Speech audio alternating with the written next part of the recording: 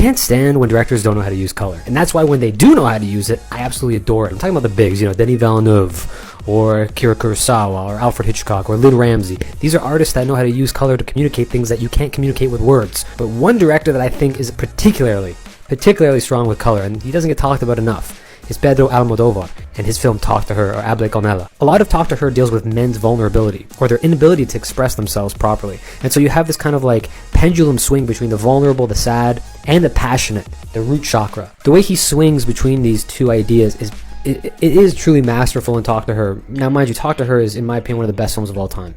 And if you look at these shots, just look at how he uses color to communicate things that otherwise you could not communicate in words. Look at the way Talk to Her introduces our main character, Benigno, in a sea of blue.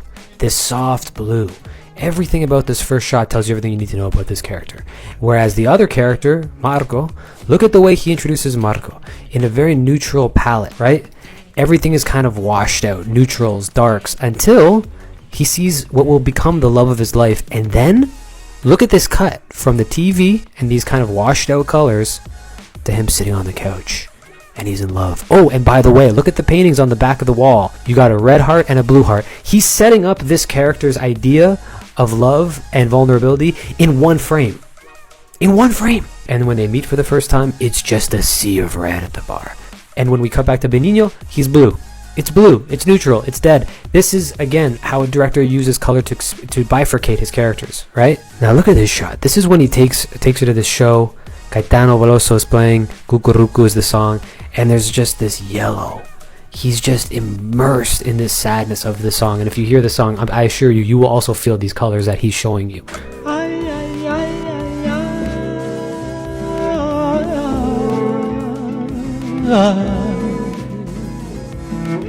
And so he's moved. He has to leave the show. He's that torn up. And look at the way Almodovar uses yellows and muted blues.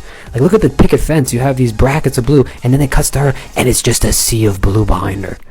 And it's just like, whoa, look at the twinkling light in the pool. This is a moving painting. And I really want to show you how Almodovar really is a genius, okay? One of the, if not the most important beat in this film is played without color. He goes black and white into a 1920s film. But when he comes back to present moment, right, out of the surreal scene, he expresses everything that just happened in no words, just red. And everything that you assume is told in that one image, and that is how you use color. Look at this. This is abstraction. Cut to green, right? The opposite of red. Cut to green. And now we're a few years later. And look at the colors here. Now, I don't want to give anything away, because this film has to be seen. Marco and Benigno reunite in this third act. I don't want to give anything away. And this scene where we see them for the first time together in a long time, he's tracking along what looks like an infinity mirror. And look at the way that Almodovar presents Marco looking at himself, but when he tracks, the red turns into blue. And something changes, right? Something changes in these characters, and something happens in this narrative that I won't give away. But when you see the transition from red to blue, you get it all. It all happens in one movement and one color, and that's it. And that's how you use color. If we were just to consider color, Batman Forever might be my favorite of the Batman films. I know what you're saying. Come on, Batman Forever, you got Dark Knight, you got Batman Returns. Sure. But what I love about Joel Schumacher's adaptation of Batman is its inherent camp. There's something that he's channeling from like the 1940s to the 1960s of Batman comics. You know, artists like Jerry Robinson and Dick Sprang. I'm going to say that again. TikTok, don't ban me. But Dick Sprang, who was one of the best cartoonists in Batman's history. In fact, he illustrated the Riddler for the very first time. Now think about it this way. For most of Batman's screen time, other than Batman the movie from the 60s, his kind of style had been reduced to monochromatic palettes, which, again, looks great. What Tim Burton did with Batman and the color schemes was amazing. But what Joel Schumacher brought back, that I think Burton's adaptations lacked, was that kind of vibrancy that was concurrent throughout most of Batman's lineage in print.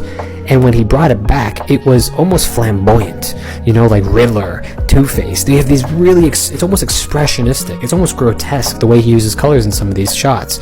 And then when Nolan adopted the helm of Batman, he brought it back into that more masculine, darker, monochromatic world. But for me, Batman's camp, baby. Let's take a look at some of these shots. Hot entrance. Let the film bros come at me, but this is an homage to 2001: A Space Odyssey if I've ever seen one. The theme of man versus machine is all throughout, you know? Riddler, man. That's it. And what an opener. Just red. What a crazy opener.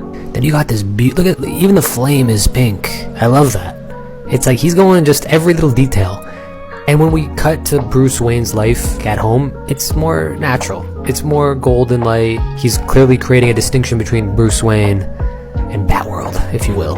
This looks like a Michael Snow film, or like a Peter Greenaway film. It's so abstract. And look at this. This looks like a Francis Bacon painting. This looks like something just out of this world. There's no way he wasn't referencing Bacon in this. It looks terrifying.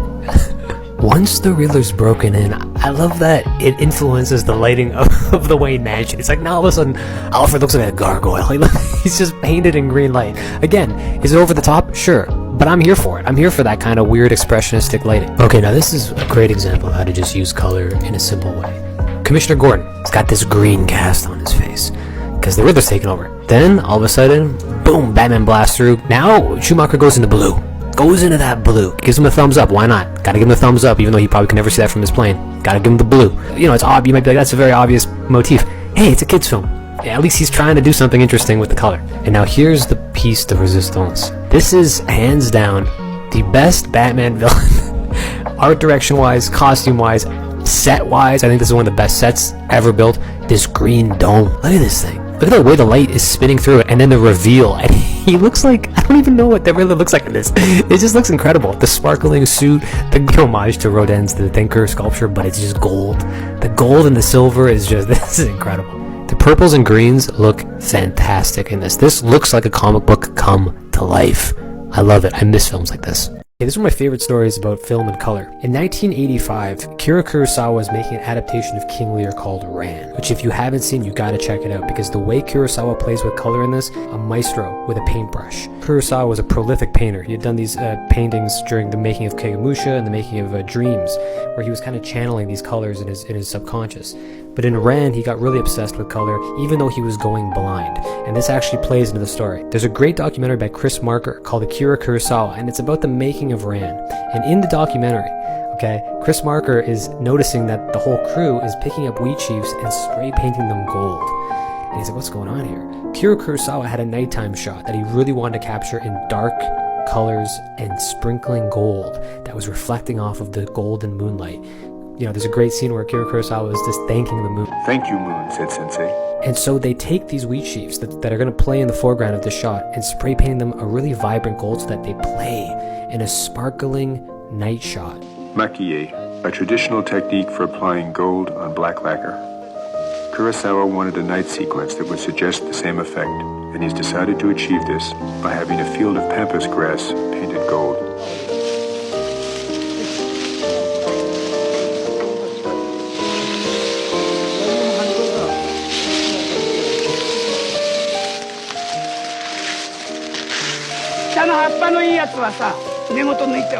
It is high noon, and night falls at 5.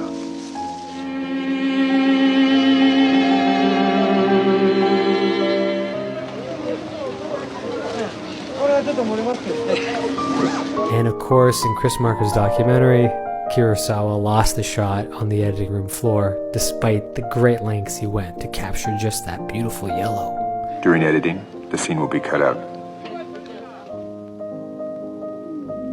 This is a master. Akira Kurosawa, if you ever want to watch any of his works post black and white, you'll be mesmerized by the painterly touches that he evokes.